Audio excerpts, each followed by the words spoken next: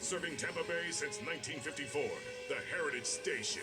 WTMP, Egypt Lake, Tampa, Clearwater, 97.5 in Pinellas.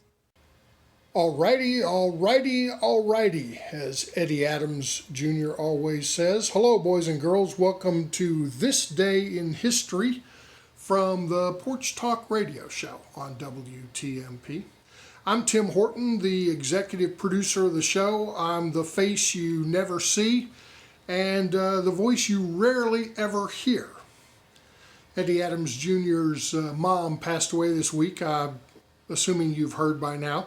So Eddie's family is having services today. Gabriel and I are going to Lake Wales for the service. Most of you know Eddie's from Lake Wales Jr. too. So we'll be back, but I didn't want to leave you hanging.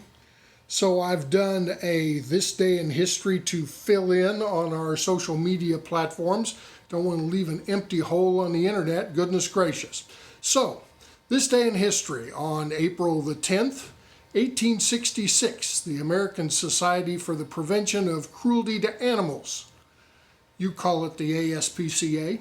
It was founded in New York City by Henry Bergh. Weird story, Henry was appointed by Abraham Lincoln to the diplomatic post of the Russian court of Tsar Alexander, and while he was there, he was horrified to witness the workhorses being beaten by their peasant drivers.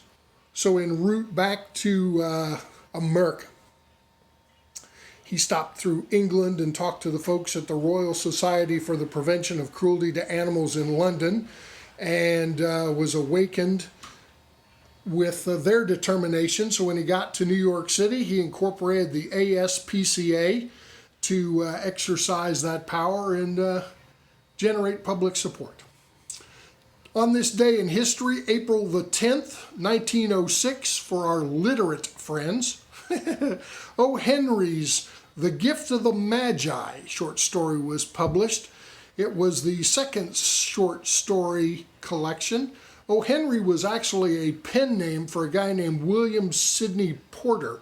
Porter spent a lot of time applying himself seriously to the skill of writing short stories in 1898 when he was in jail for embezzling from a bank in Austin, Texas. When he got out, he moved to New York City, started writing for the New York World, and those adventure stories turned into some of the famous writing we know him for, O. Henry. This day in history, April the 10th, 1970, the Beatles decided that they could no longer let it be. They announced their breakup. Actually, they didn't announce the breakup. Paul McCartney did.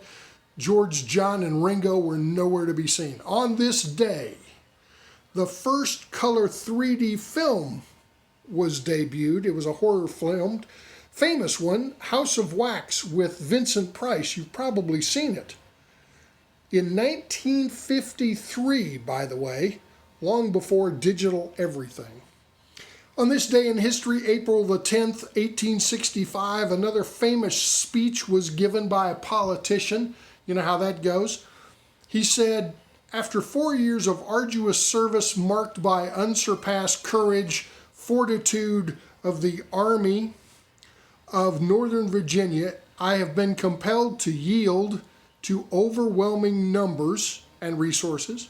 I need not tell the brave survivors of so many hard-fought battles who have remained steadfast to the last that I have consented to the result with no distrust of them. What Robert E. Lee was really saying was, we lost, get over it, I'm out of here, see ya. The Confederacy was done. Lee surrendered to General Ulysses Grant, as you know. But if you missed the Porch Talk Radio show a couple of weeks ago when Eddie told you the real story about 40 acres and a mule, it's not the way you were taught in school. Real history was very different than what you were told in school. You want to see the real story, go to porchtalkradio.com.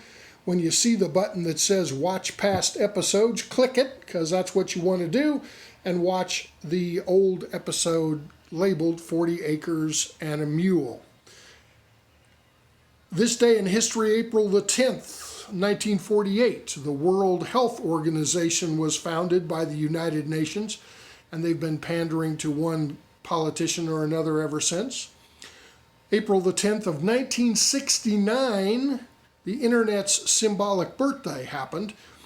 It was a bunch of nerds got together. They published a working paper, a white paper, before they were called that, on how the internet should work.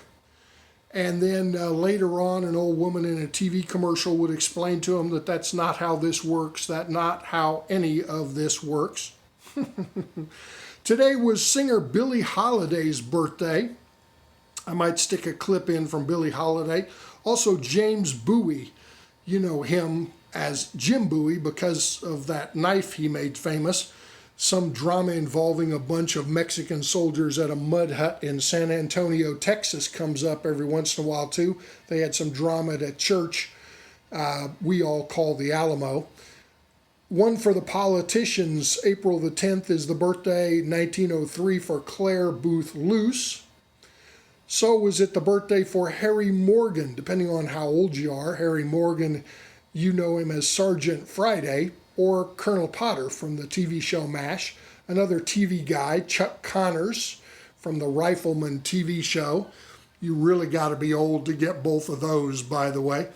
The one I can't skip because I ran country music radio stations in an early part of my career is Junior Sample's birthday is today, April the 10th.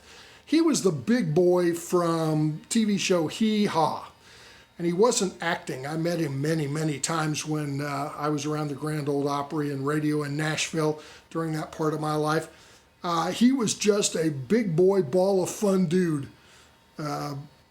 Just as you would expect, just like he looked on TV. He was not acting. He was born in Cummings, Georgia, and he was as country as they came.